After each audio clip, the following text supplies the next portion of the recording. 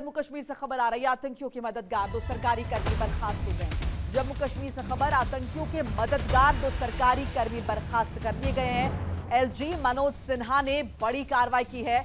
शिक्षा और ग्रामीण विकास विभाग में काम कर रहे थे ये। लश्कर से जुड़े आतंकियों को मदद करने का गंभीर आरोप इन पर लगा है।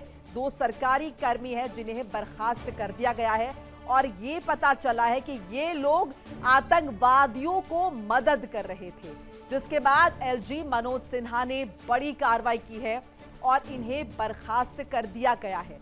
आतंकवादियों की मदद का बेहद गंभीर और संगीन आरोप इन 2 सरकारी कर्मचारियों पर, जिन्हें बर्खास्त किया गया है। शिक्षा विभाग और ग्रामीण विकास विभाग में कार्यरत थे ये दोनों कर्मचारी, जिन्हें सरकार की तरफ से बर्खास्त कर दिया गया है। बहरहाल इस मामले में जांच होगी निश्चित तौर पर और आगे की कार्रवाई की जा रही है। फिलहाल फौरी तौर पर इन्हें बर्खास्त किया गया है। इसके साथ साथ ये भी देखना समझना होगा कि कौन कौन सी जो गोपनीय सूचना है वो इन्होंने मुहैया कराई या फिर किस तरीके से ये इन आतंकवादियों को संरक्षण दे रहे थे, मदद पहुंचा रहे थे, या फिर दूसरी अगर हम देखें सूचनाएं जो हैं वो साझा कर रहे थे। इसी खबर पर ज्यादा इंफॉर्मेशन के लिए मेरे साथ विकास अबरोल जुड़ चुके हैं, मेरे सहयोगी और नासिर भी जुड़ रहे हैं। एक एक करके दोनों का रुख कर लेते हैं। आपके पास क्या खबर आ रही है नासिर, इस पूरे मामले को लेकर? इन दोनों को सिर्फ बर्खास्त किया गया है या फिर इन्हें गिरफ्तार भी किया गया? इनकी आगे की कार्रवाई के लिए पूछताछ भी हो रही है?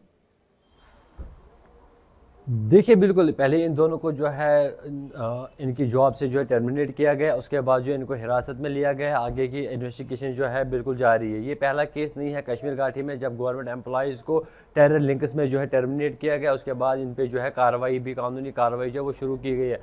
आपको याद होगा कि इससे पहले भी कई सारे डिपार्टमेंट, चाहे एजुकेशन हो, हेल्थ हो, या ग्रामीण डिपार्टमेंट हो, या पीएचई हो, या जल शक्ति का डिपार्टमेंट हो, वहाँ से भी कई सारे एम्प्लॉइज़ को जो है टर्मिनेट किया गया, जिनकी लिंक जो है आतंकवादियों से जुड़ी हुई नहीं। इससे पहले भी हमने देखा कि कई सारे ऐसे एम्प्लॉयज़ हैं जो आतंकवादियों को, चाहे नॉर्थ कश्मीर की बात करें, साउथ कश्मीर की बात करें, सेंट्रल कश्मीर की बात करें, वहाँ पे ऐसे लोगों ने जो है लॉजिस्टिक सपोर्ट जो है आतंकवादियों को जो है प्रोवाइड किया है। चाहे हम इसमें रहने की बात करें या वेपन्स को एक जगह से दूसरी जगह पहुंचाने के लिए मदद की गई। आपको बताते चले कि 1990 के दशक में जब यहाँ पे आतंकवाद उरूज पर था, तब गन पॉइंट पे कई सारे एम्प्लॉयज़ जो है वो इस जॉब में लगे हुए, इस नेक्सस में वो भी इन्वॉल्व है। तो कई सारे एम्प्लॉयज़ को आज तक जो है वो टर्मिनेट किया गया है। आगे भी जो है कार्रवाई इन पे जारी है। जो भी एम्प्लॉयज़ इसमें पाए जाएंगे। विकास, ये जो 2 कर्मचारी हैं, इसके बारे में पता कैसे चला ये मदद पहुंचा रहे हैं, और क्या इनके साथ कुछ और भी लोग हैं? इसके क्या कुछ इंफॉर्मेशन भी इन्होंने पास ऑन करी, इस तरह की भी जानकारी मिल रही है?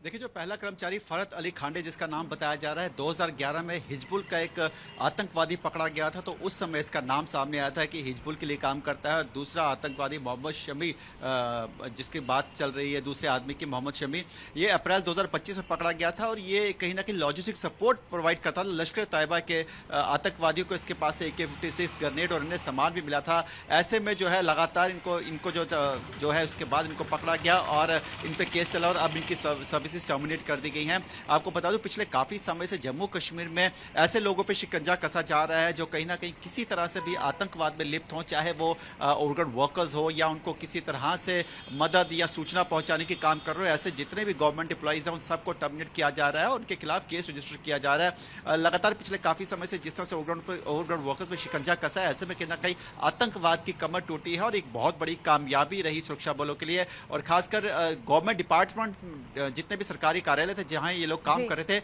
वहां की सूचनाएं भी कहीं ना कहीं साझा की जा रही थी, इसीलिए ये कार्रवाई करनी बहुत जरूरी हो गई थी। बिल्कुल विकास, एक और चीज आपसे समझना चाहेंगे। देखिए, सीएम उमर अब्दुल्ला ने बाकायदा एक पोस्ट भी किया है। अगर हम देखें सीज फायर को लेकर, जो हमने देखा वेस्ट एशिया में जिस तरीके का संघर्ष चल रहा था, इसके बाद हम, क्योंकि पहले भी हमने देखा कहीं ना कहीं वेस्ट एशिया को लेकर महबूब मुफ्ती की तरफ से भी एक बाकायदा स्टेटमेंट आया था, तो अब इस मामले पर क्या माने कि एक बार फिर से पॉलिटिकल रिएक्शंस आने शुरू हो जाएंगे? जी बिल्कुल, देखिए ये पॉलिटिकल रिएक्शंस आने ही थे, क्योंकि देखिए कश्मीर में काफ़ी आबादी जो है वो शिया बहुल लोगों की है, शिया आबादी है।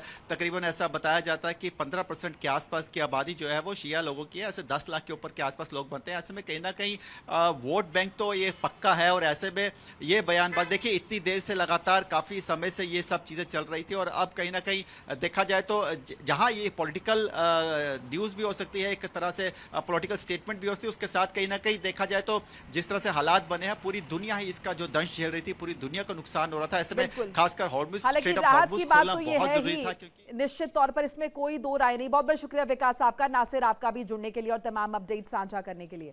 देखिए इंडिया डेली 24/7 अब आपके स्मार्ट टीवी पर। इंडिया डेली मौजूद है सभी डिजिटल प्लेटफॉर्म पर लाइव और लगातार। इंडिया डेली 24/7 हर दिन राष्ट्र को समर्पित।